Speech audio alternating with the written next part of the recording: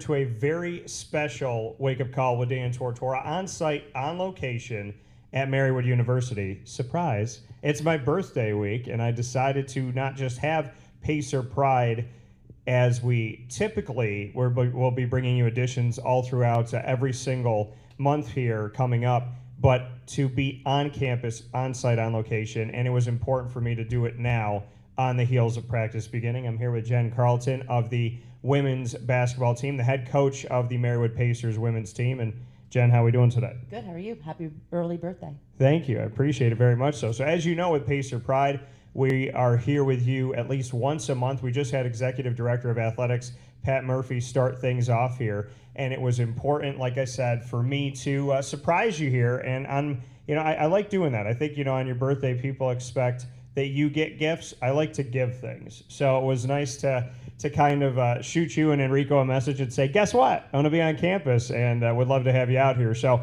we're here in the Hall of Fame room, got this awesome backdrop that I'm going to take when I leave. Don't tell anybody. And very much looking forward to what we're going to be able to talk about. So happy to be back with you. And I can't believe that we are actually at a place where, God willing, we can have a normal season. I can't wait. It's been too long. We obviously didn't play last year, so just to be out on the court with the girls this year it's been awesome so far. 4 practices in, and we're really excited. Yeah, and to look at the fact that everybody got to start off on October 15th. Yeah. So what was that moment like for you? How did you celebrate the return to practice? We talked with our team. We had meetings leading up. We talked to our captains and our leaders and our returners. Just about the expectation of how we want to run things and just the energy level. And I think that the more energy we have, the better off we're going to be. So we celebrated it with being in the gym together, being loud, having each other's back, having good company around us, and just getting better. So every day has been a little bit better than the last, and that's what it's supposed to be about. So I'm happy so far. To know everything that we've been through the last 18 months, for you as a coach, how did you handle it? How did you find a way to navigate through it?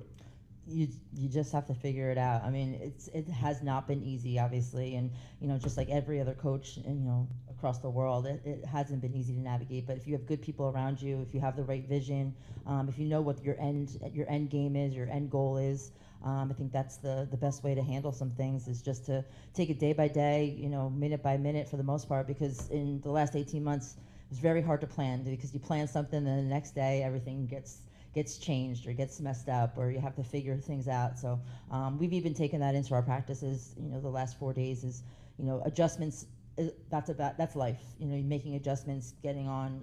Trying to just change some things. That's what we have to do in order to be successful. So sometimes world throws some things at you, and you just have to do your best to adjust, and that's what we've been doing. How do you think you've gotten better as an individual? How, not just as a coach, but as a person, how have you found a way to excel, so to speak? I think just getting out of your comfort zone was huge. I mean, it's hard to stay in the house the whole time and not do much. It's hard to be limited in how you're able to interact and socialize.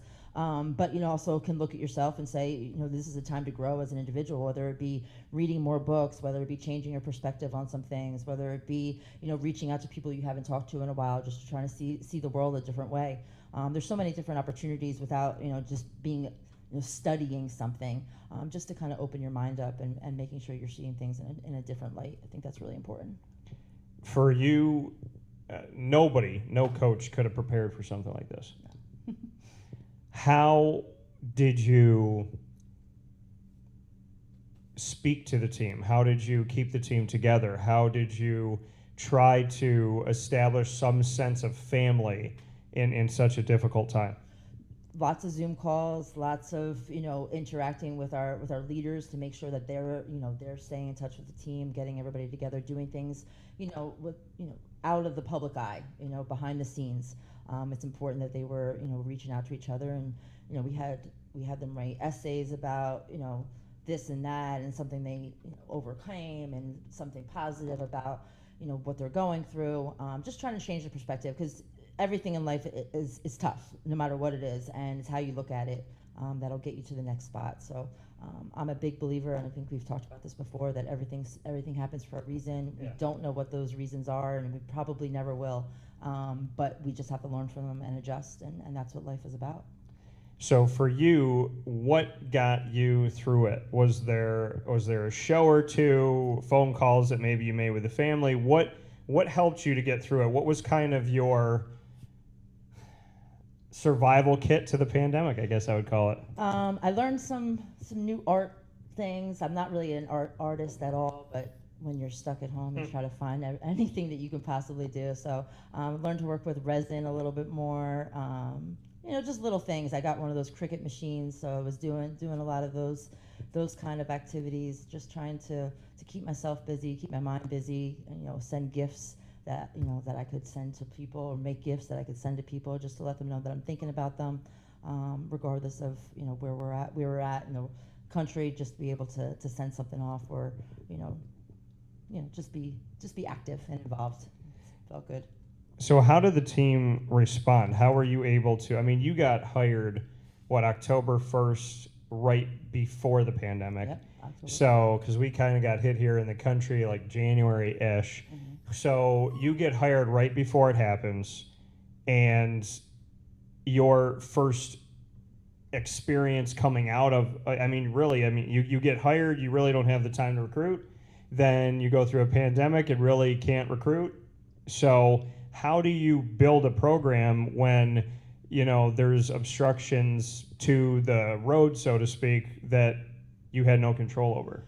Find a way to stay positive, find a way to to build our foundation, regardless of the fact that it's it's a little shattered at this point. But sometimes you have to knock something over in order to rebuild it the way it's supposed to be, and that's what we're doing right now. No one expected anything what the world was the last 18 months, 19 months. But we're navigating through, we're figuring it out, and maybe a little bit different than usual. It was amazing to finally get out and recruit in person this summer, to see some AAU tournaments, be able to travel a little bit, see people live. That was huge. Not being able to be in the gym with our team and other teams as well, really kind of, it hurt us. It definitely hurt us, and it hurt our growth, trying to get to where we want to be. But like I said, we figure it out. You have good people around you that you can surround yourself with, that's going to have the positive energy that we need to build this. And that's what we do. We're focusing on the little things, so the big things become second nature. What are the big things? Making sure that we have the right attitude, staying on top of things, being dedicated and committed to the growth of our program, just seeing the bigger picture. And the bigger picture is, we're building something, and it takes a lot to build something, and it takes a long time, and it takes the right mentality, and it takes the right attitude. And celebrating the small victories are what's going to be important for us in our big victory growth. So just not forgetting that when we complete a practice, when we do the little things, when we have energy, when we make a sprint at the right time, we can't forget to celebrate the little things in order for our team to grow. Here with Jen Carlton, the head coach of Marywood University's women's basketball program, as we're here with a very special edition of Pacer Pride inside of our multimedia marketing partnership with Marywood University, and very happy to be here with you, as this was a true bonus that we got to do in our first month. We started officially, kind of ironic here, as you talk about when you started things. You started at Marywood on October 1st. We started our multimedia partnership here on October 1st of 2021. So happy to be able to start things off with Executive Director of Athletics, Pat Murphy, and now to be able to bring you a special on-site, on-campus, on-location here overlooking the basketball court. To be back at practice at this point, you started on Friday the 15th. We're here on Monday the 18th, so 4 days of practice. What do you appreciate the most that maybe you didn't as a coach before, when the game was taken away from everybody? When you walk onto the court and you get ready to start practice, what is something that maybe you appreciate more now? I definitely just appreciate being social again, just being able to be around people and share a smile and a laugh, and not having to wait that half a second for your computer to load up, or Zoom to kick in, or the little static you get every once in a while. But just to see people interacting and socializing and being happy and smiling, first couple days of practice are obviously, it's fun to be out there with your team. It's great Yeah. to be able to grow, and it is going to be tough at times, and we all know that, and the girls all know that. But they knew that to get through the hard times, we just have to stick together and have great energy. So just be able to hear the laughter in the gym, being able to see their faces, and just be around them. Obviously, I'm way older than them, but just to have that youth around you is always fun. How would you describe the makeup of the team? As we spoke about coming on to the program when you did, it was really just going to the season, and they weren't players that you had recruited, and then you go through a pandemic, so obviously there's difficulty there. So how would you describe the makeup of the team? As normally, you talk about a coach saying this is your first class, this is your second class, but we're kind of putting together your first class still. Yeah, we're definitely putting together our first class still, which is crazy to think, but this is this is my second full year, calendar year. Yeah. But in reality, I still have not been on campus a full year yet, which has been crazy. So just trying to pick up those pieces. But I really, I'm really excited about our team this year. I think that our leadership, our returners, they all have the right mentality. And the 4 returners that we have are all 4 very different leaders. So they can all bring something a little bit different to the table, and I think that's really important for the makeup of our team. And it's important for all the newcomers that are joining our team to see so many different ways of leading. Everybody, a lot of people have that perception that a leadership is just leader has to be loud, and they have to be, in the forefront. They have to make sure that you're visible. Sometimes they don't need that. Sometimes there's that quiet leader. Sometimes the leader that pulls them off to the side when no one else knows. Sometimes there's that one that might have to be a little bit tougher on someone. Yeah. But there's also that one that'll come over and give you a hug and tell you you're doing a great job. So we have a really good balance of leaders and our leadership on the team, and I'm excited to watch those girls grow as well, because this is the first time they're in that situation as well. Can you start to see some leadership coming through with the team that you have? Absolutely. Like I said, those 4 girls are really 4 returners have really shown how committed they are to our team, how committed they are to their personal growth, and how committed they are to our team growth as well. And every day they put our team before themselves, and I think that's huge. And we keep saying, surround yourself with the energy that you want to be around. Be the energy that you want to be around. And I think that our girls are so far they're pushing through, and they're doing exactly what we need to do. Sometimes miss some layups, get discouraged in practice. We had foul shooting today, and we weren't doing that well. And the gym never got silent. It never got negative. It stayed up and stayed positive and stayed reinforcing. And that's how we have to be this year in order for us to be successful. Because like I said, success isn't just measured in wins and losses. It's measured in happiness and smiling faces and coming back and being dedicated and just putting the team first. And that's what they're doing. How do you view success this season, knowing that you are trying to build a program the way that you want to? You're trying to create your culture, you're trying to create your environment, you're coming out of a pandemic, you haven't been on campus for a calendar year, with all the things that have been against the growth, so to speak. How do you measure success this year? I think we measure it by every single day. Are we better than we were yesterday in some way, sense, or form? Whether it's mental, whether it's physical, whether it's just knocking down more shots one day, whether it's just having better energy than we did the day before. Whatever the case may be, our success is going to be measured by how where we are right now and where we're going to be in a couple months. And I know, just from the first 4 days of practice, we've already taken the steps necessary to be better every day. And just to be able to get in there in the gym with each other, have the right mentality, be around each other in terms of socially, personality, just having everybody be able to be themselves, not closed off, and the entire team on the same level. I think that's how we're going to measure this year. For your recruiting going forward, how excited are you to have hopefully an actual just recruiting trail moment where you can be a coach and recruit normally and go out and see games and watch film and talk to parents and talk to these young women and have your first kind of step to the plate when it comes to recruiting? I can't wait. I'm so excited. We have a great base right now. We're hopefully closing in on a couple commitments.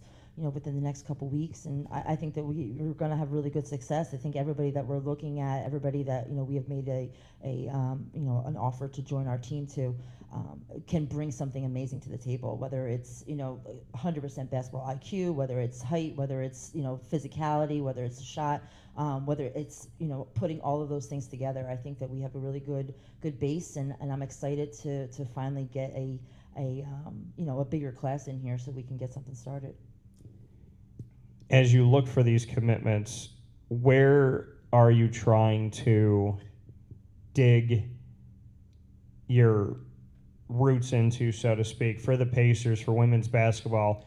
What does the recruiting trail look like? It's a little bit all over the place, which is good. We have, of course, I got the Jersey in me, so I'm going out to Jersey a little bit. We're actually out in Syracuse a little bit out there. I'm trying to do a lot local. I'm trying to get some local talent here so we can really showcase, the area and, do what we have to do in terms of, there's so many great local schools right here. I want to be able to compete with all of them. So getting local talent, I think, is really important. But we want good basketball players. We want better people, and that's what we're looking for. What has been the greatest challenge for you besides the pandemic and everything else we talked about? What has been the greatest challenge of taking over this program, this next chapter for you? Just the fact that we're not changing everything, we're building stuff. Yeah. And to be able to build it, you kind of have to, like we said, knock it down a little bit, and to get, to navigate through the crumble and the rumble, trying to get it to where you want to be. And, when you knock something down, you also have to remove it. You can't just build on top of what was knocked down. So you kind of have to push it to the side and regrow it, rebuild everything from the bottom up. So that's what we're trying to do. And I think that it's tough, but it's tough for everyone in every situation. And obviously the pandemic was, not helpful, but, no coaches ever really got where they were, where they want to go with a lot of excuses. So we're trying not to have those. We're just trying to build forward and stay positive and, one day at a time. But I think we have a great group of girls to work with, and I think that our recruiting base is exactly where it has to be. So you said you're up in Syracuse a little bit. Mm-hmm. How's that been for you? It's good. It's been a nice trip. Not too bad at all. I'm sure you're used It's to exactly making that. 2 hours. Yep, not too bad. Definitely not too bad. It's an easy ride, and it's very pretty this time of year. So It is. It looks like Fruity Pebbles when you're driving. I'm always looking for the blue. There's no blue, but I ask because if somebody's not treating you good up there, you need to let me know. Oh, I definitely will. Trust me. So I hold the keys to that city. Good. So make sure that everything's good up there. But no, I mean it's great. I mean, you and I have, and it is interesting at the time that we're talking now in this special Pacer Pride here on Wake Up Call with Dan Tortora from inside of the Hall of Fame room here overlooking the basketball court for Marywood men's and women's basketball, and of course here with the head coach of the women's basketball team, Jen Carlton. That the first time we spoke, we were discussing what your era would look like and what it would feel like, and in a very unique way, we're kind of still doing that. We're still. I feel like I'm almost saying, "Hey, coach, like welcome to the school." You know what I mean? And it still feels that way to me. Trust me. So I mean, it's been kind of a long welcome, but for you to be where you are right now, and like you said, you have to build things the way you want to build them. Where were the pieces of the foundation that you thought, I want to focus here first. I want to go here. I want to do this. I don't see this as maybe something I want to keep. Like, what pieces did you really say to yourself, okay, that's a crack in the foundation, and I can't afford to let that sit there, and I can't just come up to it and try to, put some cement in there or something like that because I know it's going to fall off?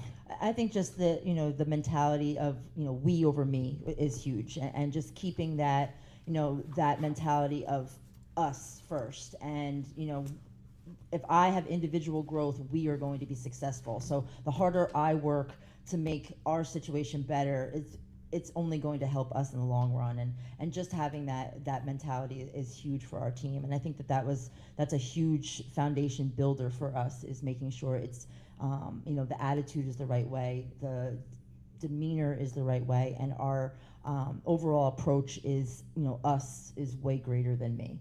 And I think one day at a time is what we're trying to do. And if every day we come in with that mentality, I know that we're going to get better. And I know that we're going to be committed to the cause. And the girls talked about it the first day. We brought them in and we say, I'm not big on a lot of rules. I feel like a lot of rules can pull you back, but I did want to make some kind of commitment statement or commitment contract. So the girls came in and we said, what are we committed to?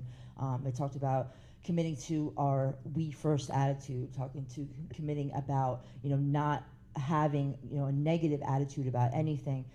That you're not going to be happy about everything that we do, but if we can get it done together and communicate about what issues need to be fixed, we worked around, everything can get fixed. Everything is fixable with communication.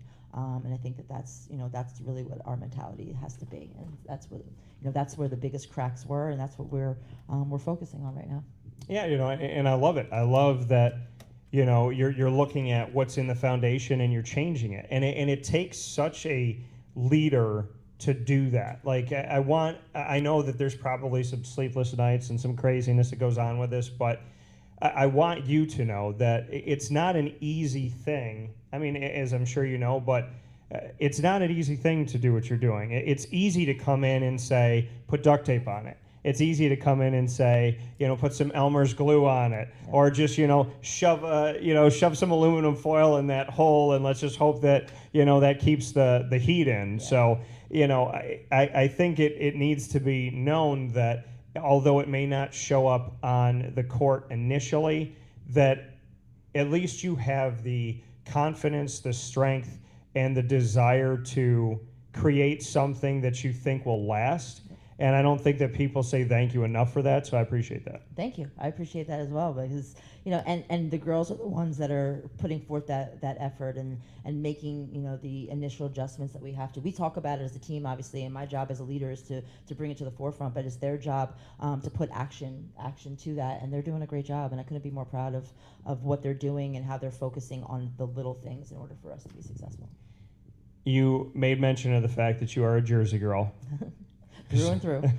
So is that movie an important movie to you? No. Okay. Not at all. It Okay. really isn't. I think just the Jersey mentality is important to me, and having that little bit of an edge, that little bit of a swag, that little bit of a, we're going to tell it how it is. And like I said, if my mouth doesn't say it, my face will. I can't control that as much as I would like to. The masks have helped me the last 18 months a little bit. Yeah. But at the same time, I think just like I said, having that little bit of edge and that little bit of swagger is important. So then that's what we look for in our players as well. I love players that play with a chip on their shoulder.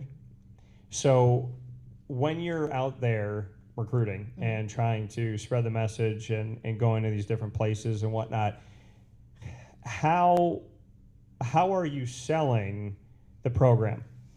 Selling the program we're in a position right now that we are building it from the ground up, and that you are in a position to come in and immediately impact our team. And I think that that's a huge sell. A lot of people pick a school based off of how much playing time they believe that they can get, and I'm never one to guarantee anything, but I'm also one to say the opportunity is there for you to take advantage of. So I think that's huge, and I also think that just having just having so many majors and such a positive, family atmosphere here at Marywood, it's important to young female student athletes to be able to surround it by people who care about the same things they do, and we have that here, and we're very fortunate about that. Marywood University, very excited to be here. Wake Up Call with Dan Tortora and Dan Tortora Broadcast Media, proud multimedia marketing partner of Marywood University's Pacers Athletics, and we're here for a special on-site on location with the two basketball programs today, starting things off with Jen Carlton. How do you feel about the fact that you got to get here before Enrico? Well, we had early practice this morning, so I've been here since 5, so that's perfectly fine with me. I was glad to go first, but Enrico's doing a great job with his team. I hang out at the top here and watch some of their practices sometimes. They have great energy. They seem to be really excited about what's coming up for them, and I'm really excited about what's coming up for them too. I think they're going to have a great year. We look at the fact that you have, with your schedule coming up, non-conference wise, just a bunch of different teams all over the place here. Lebanon Valley, you have your exhibition against Penn College, but Lebanon Valley, University of Scranton, FDU Florham, SUNY Delhi that I know well up in New York. Then you have the Cross Country Challenge hosted by Scranton with Wilkes University and King's College. You have Penn State Hazleton and SUNY Delhi again, Susquehanna University, Rutgers Newark, Keystone College. You know, a lot of these awesome games coming up before you kind of jump into conference play. How important was it for you to really stack your non-conference and see what you're like against teams that you don't see all the time? I mean, we had our schedule done for last year, and unfortunately, we didn't get a chance to execute it. So I really wanted to keep a lot of the same teams, just because we had that contract, and it's important to me to stick with things that were that were done, that were done ahead of time. So we really tried to make our non-conference schedule kind of local, obviously, as well too, being that the pandemic as well. So and my first year starting out, we had 7 away games to start out how I was going to be. So Yeah. the first season, so it was tough. It was definitely tough. 7 away games on the road to start out the year. So we definitely tried to get some more home games in there and try to get us feeling good about our home court early. You have games this season against the last 2 Marywood women's basketball head coaches and a former Marywood women's basketball player. You'll have Tara Machaco, former coach here at Marywood, when you play Wilkes. You'll have Gabby Holko when you play Susquehanna. And then you'll have former Marywood player Caitlin Hajj Mahalas when you play Kings. What's that little tour going to be like for you? That's awesome. I mean, everybody's great. We all get along great. We see each other recruiting all over the place. We're probably recruiting a lot of the same people, which is good. Good and bad, obviously, but good that we're all on the same page with those things. But great people, great coaches, better people. Just nice, good to be around, and nice to have that good relationship. You never want animosity for no reason, and we just want to. We're all coaches, and we're all fighting for the same thing, and we all want to win and be successful. But I think we all know that being a better person, being the right kind of person for your team is way more important than the wins and losses. And I think that everybody that you just mentioned really understands that. Yeah, you have home and home with SUNY Delhi, as I said. What was the importance of having that and making sure that they're coming to see you, you're going to see them? Well, we played them 2 years ago. It was a great game. We had them scheduled for last year twice as well, just trying to fill up our schedule. So we did it again this year, and I think it's going to be good for us. We play them at late November and then again early in December. So a quick kind of turnaround, but at least we get a home and home out of it, and I think it'll be a good time for us to see where we're at. So this schedule for you, like you said, last year I didn't get to do. Obviously you didn't get to have what you wanted, as many coaches did not. So you try to keep everything together here. One of the other games I saw in here, and this red R, I can't help it, but in my blood it makes me super mad from my hometown.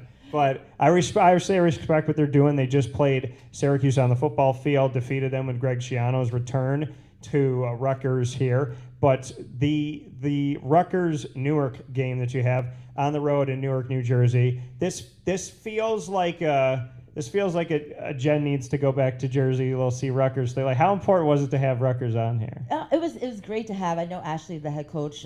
She was an assistant at Holy Family when I was down at Goldie Beacom. So I have a relationship with her and be able to kind of reach out and say, hey, you want to play this game? And we were both into it. We're both excited. We already put her on the schedule for next year as well.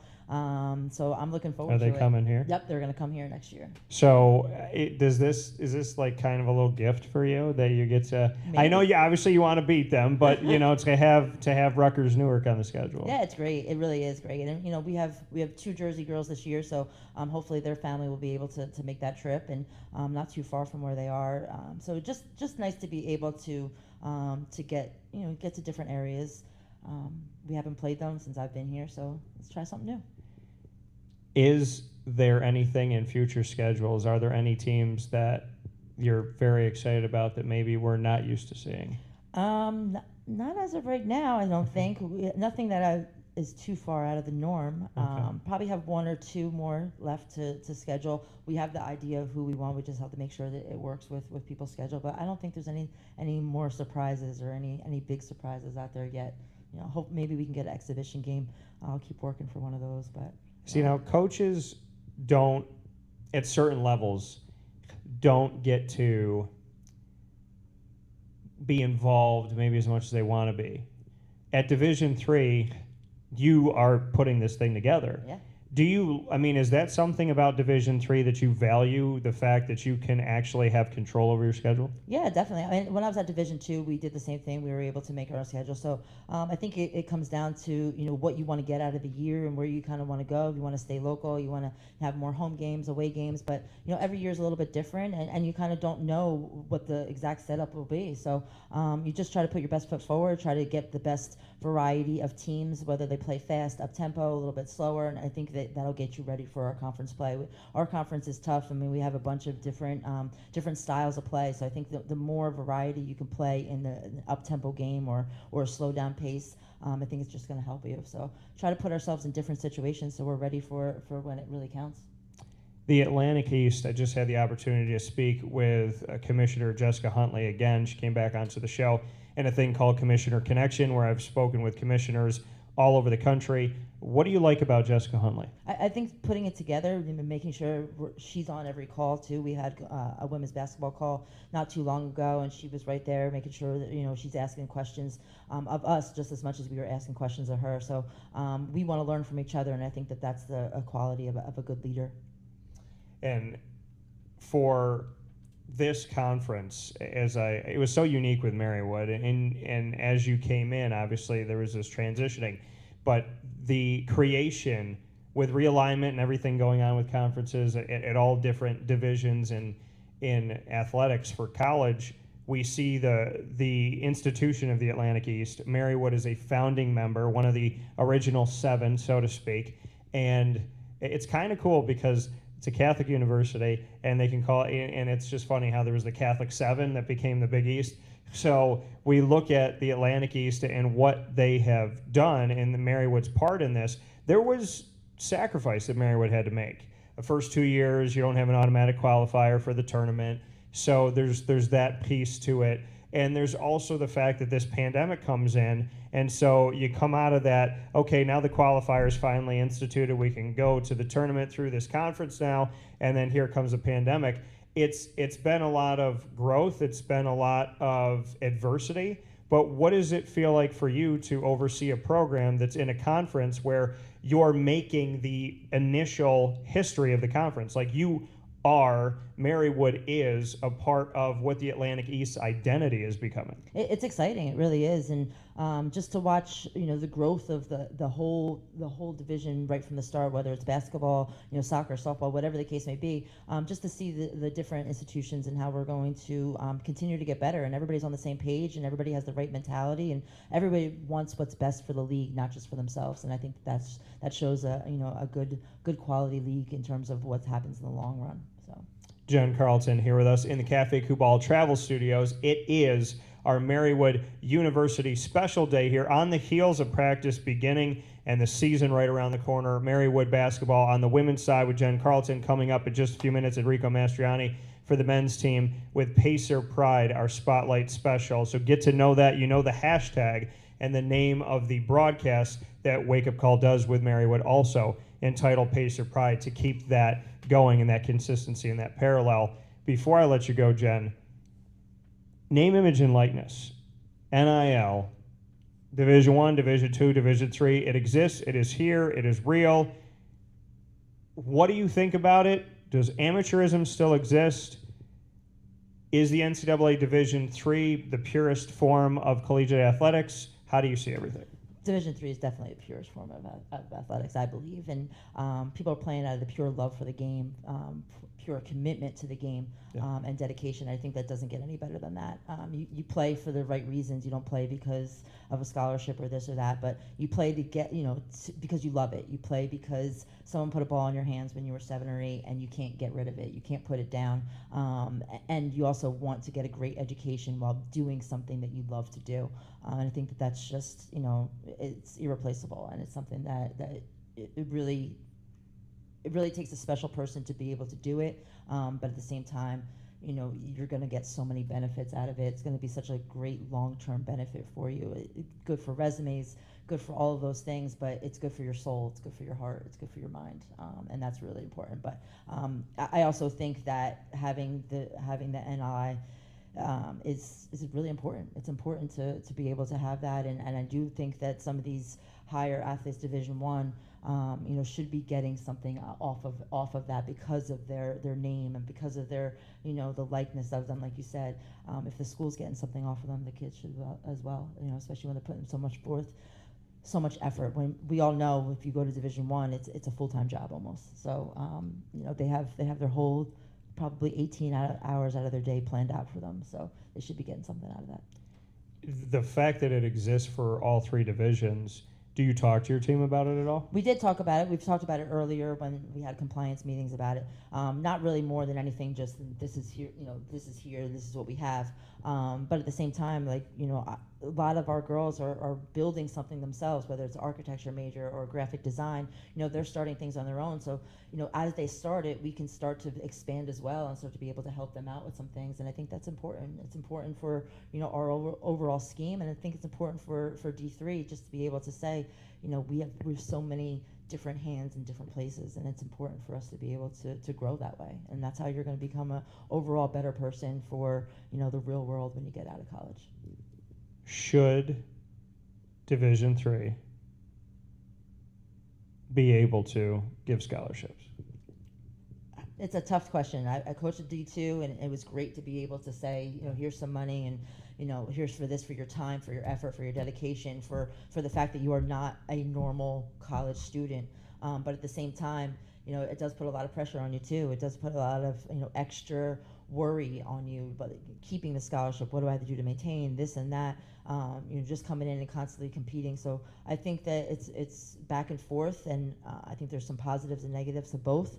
But at the same time, if you're playing for the love of the game, regardless of whether you're getting a scholarship or not, you're going to be successful. Some good answers here, concise. Didn't know that they were coming yet. I like the responses here. What do you want the community of Scranton, Pennsylvania, Northeast PA, and overall the country and the world to know about Marywood women's basketball? If you could put a statement out, a press release, something to tell us, hey, this is what 2021 and 2022 is looking like. This is what this season itself is going to be. What would you say? I would say pay attention to not whether the ball goes in the hoop every single time or not, but what is our mentality like? What is our demeanor like? What is our when something positive happens, how is our reaction? If something negative happens, what is our reaction? And it should be pretty consistent based off of what we're trying to build here. And we know our long-term goal is to get better and better and better, to continue to build. So this stays around for years and years and years to come. And we're building a tradition. And building a tradition doesn't happen in 2 or 3 weeks. It happens over a long span of time with the right people around you, with the right mentality. So it takes a lot of individual pieces to line up. And we are doing what we can to line up those individual pieces the best we can. And I'm just really excited about showcasing their effort, their mentality, the way they view the world, the way they view each other, and the way they view leadership. And I think that that's really, really what I want to show everyone is just how much love and dedication they have to each other to make our team better this year. What makes you so ready, energized, and excited about taking on the task of truly building something, like you said, and you can't leave the foundation. You got to kind of knock it all down, build a new house. Why do you think you're prepared to do that? I love coaching. I love basketball, I should say. I love basketball, but there's something about watching a person grow. It's great to be able to say, okay, this person went, shoots 25% from the three-point line, and then by the end of their career, they're shooting 45. That's one thing. But to be able to watch them come in as a little, little awkward, little scared, little intimidated about what's, the next steps are, and to have them graduate, walk across that stage with a diploma, with their shoulders back, with that pride, beaming out of their face. That's why I have confidence in knowing that we can build something, because we've seen people change their mentality in terms of life, not just basketball, and having that right focus to be a better person, not just a basketball player. That's what we all want to be, and if we can do that together, I think we're going to be really successful. And I'm confident in our girls' approach that we're going to get there. Coming here from Jen Carlton, the women's basketball head coach here at Marywood University for the Pacers, as Wake Up Call is on site, on location, live with you from Marywood University. And we have Enrico Mastriani coming up next. Jen, as always, I appreciate it. Thank you so much. Thank you for having me. Happy early birthday again. Thank you very much. And my best to, and obviously I'll be around and I'll be watching and we'll be talking, but I look forward to seeing what your house looks like as you build it. Thank you very much. You're welcome anytime. Thank you.